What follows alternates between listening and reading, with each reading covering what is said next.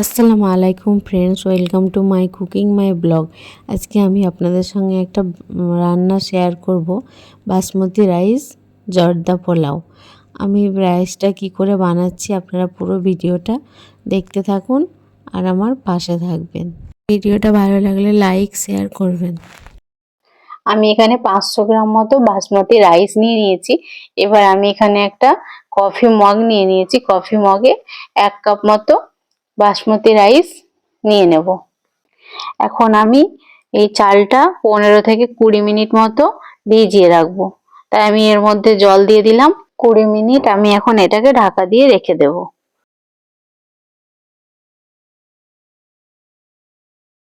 এবার আমি গ্যাসের মধ্যে একটা পাত্র বসিয়ে দিলাম, যে পাত্রটায় আমি চালটা সেদ্ধ করে নেব। আর পরিমাণ অনুযায়ী কিছুটা জল দিয়ে দিলাম। জলের পরিমাণটা একটু বেশিই লাগবে যাতে রাইসটা ঝরঝরে হয়। জর্দা পোলাও বানানোর জন্য আমার যা যা লাগবে, এখানে নিয়ে নিয়েছি গোলমরিচ, এলাচ, দারচিনি, তেজপাতা। এদিকে নিয়ে নিয়েছি কাজু, কিশমিশ।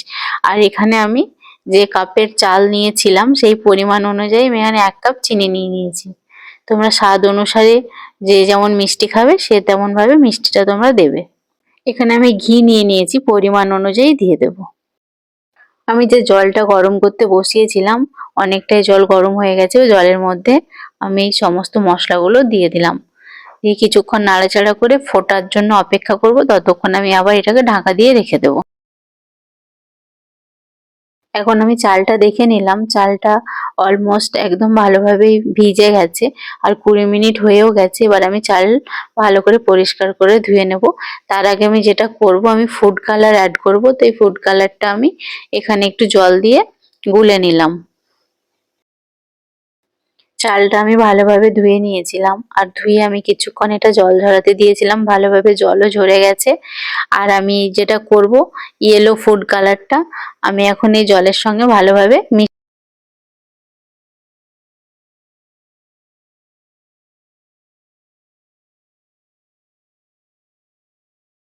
জলটা ভালোভাবে ফুটে গেছে। এই সময় জলের মধ্যে চালটা দিয়ে দিলাম। কিছুক্ষণ নাড়িয়ে দিলাম যেন তলায় দলা না পেকে যায়।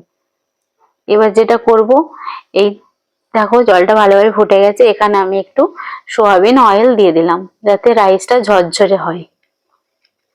দিয়ে একটু নাড়ানাড়ি করে দিলাম। কিছুক্ষণ ঢাকা দিয়ে রেখে দেবো।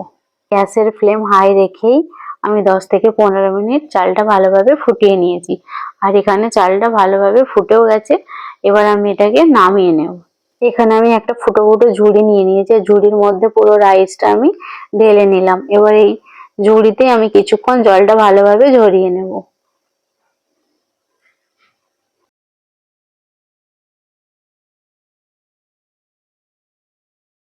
এবার আমি এখানে কড়াই নিয়ে নিয়েছি আর আমি গ্যাসটাও জ্বালিয়ে নিলাম। তো আমি পিতলের কড়াইয়ে রান্না করব। আমি এখানে 3 চামচ ঘি দিয়ে দেবো। তোমরা যে যেমন ঘিয়ের পরিমাণ পছন্দ করো সেরকমই দেবে, কারণ রাইসের পরিমাণটা আমার 500 গ্রাম আছে। তাই আমি 3 চামচ ঘি দিয়ে দিলাম। এবার এর মধ্যে দিয়ে দেবো 2টো এলাচ, কয়েকটা লবঙ্গ।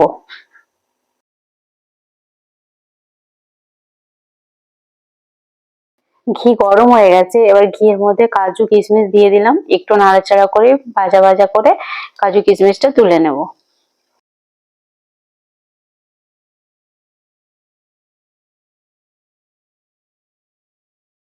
ঘি গরম হয়ে গেছে। এবার যে কাপে আমি বাসমতি রাইস নিয়েছিলাম সেই কাপেরই 1 কাপ চিনি দিয়ে দিলাম আর সামান্য একটু। এটা একটা আমি সেরা তৈরি করে নেব। আর আমি যতক্ষণ না চিনিটা গলে আসছে ততক্ষণ একটু নাড়াচাড়া করে ভালোভাবে সেরাটা পাকিয়ে নেব।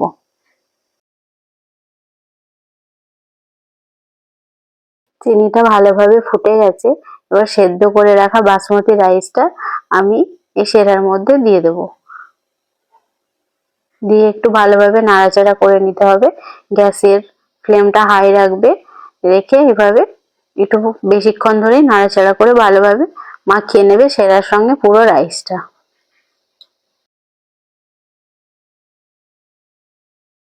যে কাজু কিশমিশটা আমি আগে থেকেই ভেজে তুলে রেখেছিলাম, সেই কাজু কিশমিশটা এবার আমি রাইসের মধ্যে দিয়ে দিলাম। দিয়ে একটু ভালোভাবে নাড়াচাড়া করে নিতে হবে হালকা হাতে।